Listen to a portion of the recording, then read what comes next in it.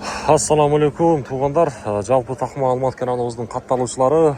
Бүгін бұйырса 16 июнь 2026 жыл апта күнге бүгін аптаның шейшембі күні аптаның екінші күні Ноқат шаарындағы курс бағаларыны таныштырамын. Каналымызға сөз түрде қатталып мүмкін болушынша әрбіріңіздер класс деген нәрсені басып тұрыңыздар. Таныштыруыны баштаймын. Азия банктан рубльдің авалы 1.18,5 доллар 87.40 евро болса 101. Эко исламик банк болса рубльдің авалы мынаке 1.18,5 доллар 87.40 евро болса 101. Бақай банк рубльдің авалы 1.18,5 доллар 87.30 евро болса 101.